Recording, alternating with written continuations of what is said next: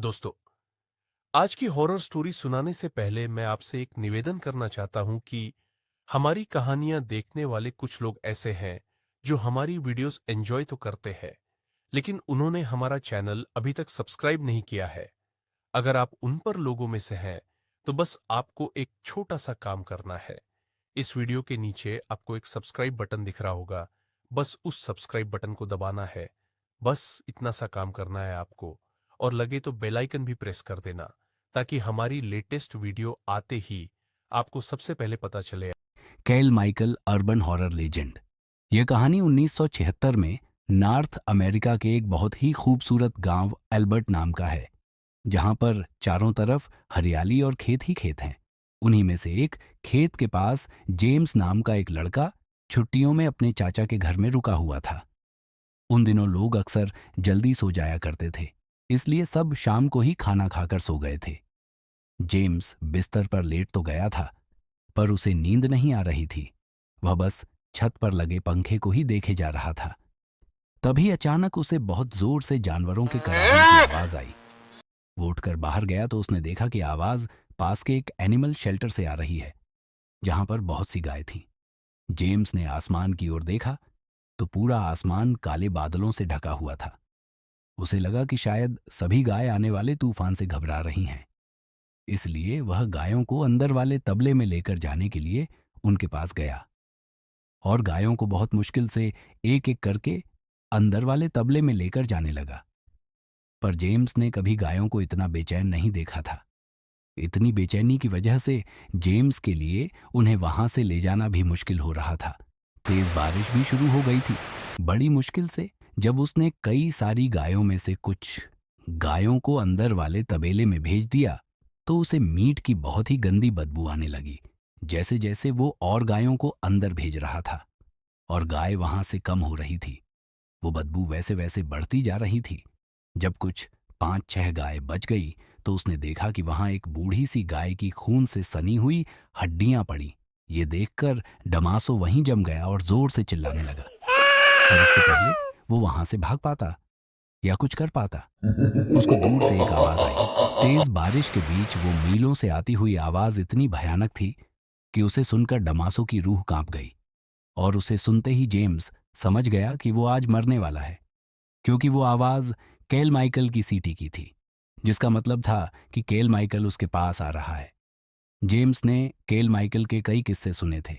उसे याद था कि बचपन में कैसे उसके रिलेटिव एक आदमी की कहानी सुनाते थे जिसका केल माइकल से सामना हुआ था। उसके रिलेटिव्स की कहानी के हिसाब से वह आदमी भी एक ऐसे ही खेत से देर रात अपने घोड़े पर एक फंक्शन में जा रहा था। तभी उस बड़े से वीरान खेत में उस घोड़े का पैर किसी चीज से फिसला। जब उस आदमी ने उतरकर देखा तो वहां एक हिरण की हड्डी पड़ी थी, जिनसे खाया हुआ मांस अभी भी लटक रहा था। इससे पहले कि वह घुड़सवार कुछ समझ पाता, उसे दूर से रूह चीर देने वाली सीटी सुनाई दी। उसने अपने घोड़े को उठाने की कोशिश की, लेकिन बहुत देर हो चुकी थी। उसे अपने से कुछ ही दूर वाले पेड़ पर किसी बड़ी सी चीज के कूदने की आवाज आई। वो घुड़सवार वहां से भागना चाहता था, लेकिन तभी उसके सर पर जोर से एक हड्डी आंख लग, जिससे उसका सर फट गया। वो घुड़सवार चीखते हुए मदद मांगने लगा, लेकिन कोई फायदा नहीं था, क्योंकि मौत का चेहरा बनकर 20 फीट का एक भयानक आदमी उसके सामने खड़ा था। सर पर एक हैट, लेकिन शरीर और चेहरा ऐसा जैसे कोई काल हो। उस घुड़सवार ने कभी कोई ऐसा भयानक जीव नहीं देखा था। उसके पास एक हड्डियों से भरी बोरी थी और उसी बोरी में से हड्डियां निकालकर वह उस घोड़सवार को बिना रोके मारने लगा। वह घोड़सवार अपनी जान की भीख मांगता रहा, लेकिन वह आदमी उसके शरीर से हड्डियां निकालकर खाने लगा। अगली सुबह कुछ गांव वालों को गाय चराते हुए वो घुड़सवार नहीं बल्कि उसकी लाश मिली, जो कि एक कंकाल बन चुकी थी। कहते हैं कि वह 20 फीट का कंकाल जैसा दिखने वाला आदमी केल माइकल है और वह आज भी उस इलाके में भटकता रहता है। जेम्स के दिमाग में यही कहानी चल रही थी और इससे पहले वह भाग पाता, एकदम से जमीन पर 20 फीट की एक लंबी सी परछाई बन गई और फिर उस परछाई से भी लंबा एक आदमी निकला, जिसने एक भूसे की हैट पहनी हुई थी। और जिसके हर जगह से कटे हुए शरीर से उसका मांस लटक रहा था। ये 20 फीट से भी बड़ा आदमी और कोई नहीं बल्कि केल माइकल ही था। वह आदमी उसकी तरफ चलकर आने लगा, उसकी पीठ पर लदी हुई बोरी से जिससे खून टपक रहा था। हड्डियों के टकराने की आवाज तेज हो रही थी और उससे भी ज्यादा तेज हो रही थी जेम्स की।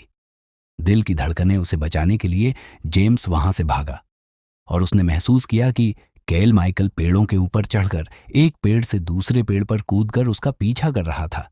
जेम्स चिल्लाता रहा, पर केल माइकल ठीक उसके सामने आकर खड़ा हो गया। वो अपने भयानक लंबे हाथ, जिन पर उसी का कटा हुआ मांस लटक रहा था, उसकी तरफ बढ़ाकर उसे मारने की कोशिश करने लगा। तभी एक कुत्ते के भौंकने की आवाज आई, जिसे सुनकर केल माइकल एकदम से डर से झटपट आया और हवा में कहीं गायब हो गया। जब जेम्स ने देखा तो वहां पर उसका पालतू कुत्ता भौंक रहा था, और जो शायद जेम्स के चिल्लाने की आवाज सुनकर वहां आया था। जेम्स का खुद यह मानना था कि अगर उस दिन उसका कुत्ता वहां नहीं होता तो केल माइकल के पीठ पर टंगे बैग में जेम्स की भी हड्डियां होती। उस रात के बाद जेम्स केल माइकल के बारे में ही सोचता रहता था।